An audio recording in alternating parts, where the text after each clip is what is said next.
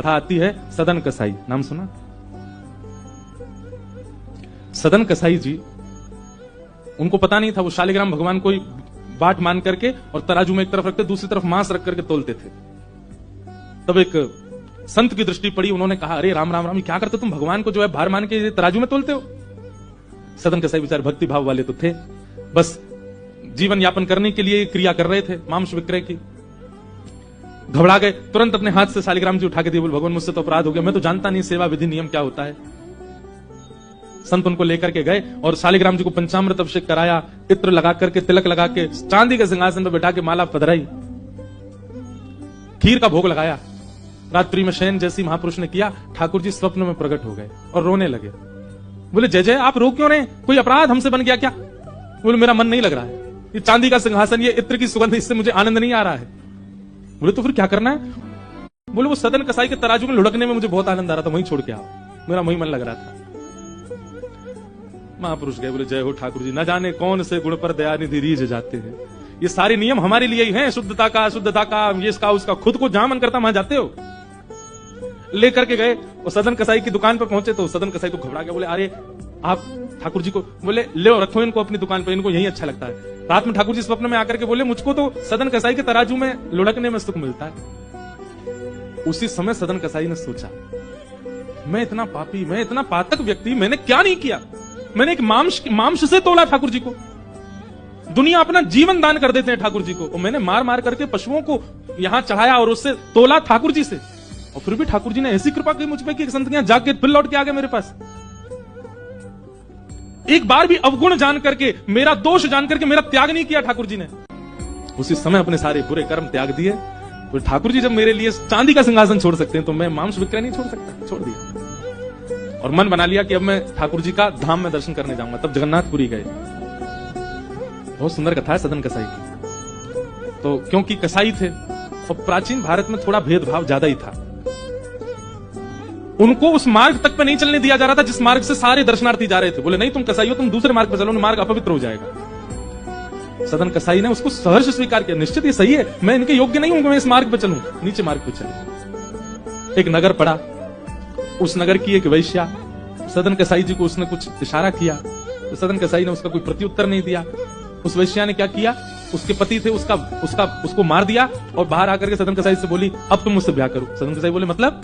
बोले तुमने मुझे इशारा किया था ना कि तुम मेरे साथ रहोगे, पहले पति को मार दो, मैंने मार दिया पति को, अब तुम रहो मेरे साथ। सदन कसाई बोले मैंने तो ऐसी कोई कुछ नहीं किया, सत्य का उपासी हूं, आप चाहे जो करो, अब आपके संग नहीं रहूंगा। उसने नगर में हल्ला किया, राजा को जाकर के शिकायत कर दी। राजा ने सदन कसाई को बंदी बना लिया। ये कब की बात है? जब सदन कसाई धाम की ओर जा रहे। राजा ने कहा आपने ऐसा किया?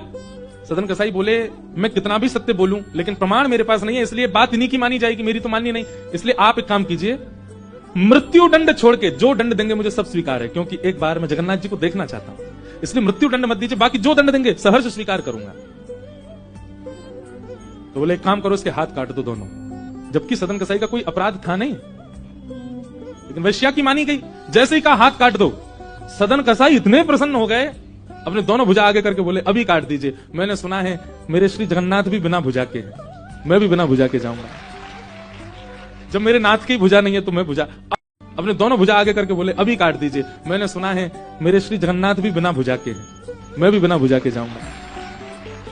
जब मेरे नाथ की भुजा नहीं है तो मैं भुजा, अब अभी तक मुझे लग रहा था शायद मैं अपूर्णता से जा रहा हूं, लेकिन आप मेरी भुजा अभी काट दीजिए, तभी मुझे अनुभव हुआ कि अब मैं पूर्ण होके जा रहा हूं, जैसे मेरे नाथ वैसा मैं। दोनों भुजा काट दी, क्या पीड़ा नहीं हुई होगी सदन कसाई को? लेकिन यही बात है, भक्ति जब अपनी चरम स्थिति में आती है ना, तो आपको सांसारिक और दैहिक पीड़ाओं का अनुभव होना बंद हो जाता है। आप उस पीड़ा की शिकायत दुनिया से नहीं करोगे कि ये कमी, ये पीड़ा, ऐसा।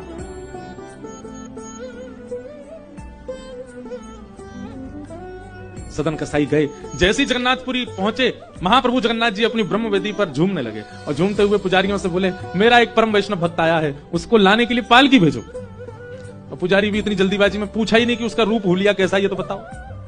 पालकी लेके दौड़े, हजारों दर्शनार्थी आ रहे जगन्नाथपुरी। कोई उनका परम वैष्णव भक्त आया है, कृपा करके वो पालकी में बैठ जाए। अब ये बात कही तो महाराज पालकी में बैठने वालों की भीड़ लग गई वहां पे। सब अपने गिनाने लगे, बोले हम 2 लाख नाम जप रोज करते हैं, हमसे बड़ा वैष्णव कोई नहीं होगा। कोई कहने लगा हमने इतनी साधना करी है, इतना व्रत किया है, इतना नियम किया है। सब अपने क्रम गिनाने लगे। दूर खड़े सदन कसाई बोले, मैं तो महापातक हूं, मेरे लिए थोड़ी पालकी आएगी, मैं कोई श्रेष्ठ थोड़े हूं।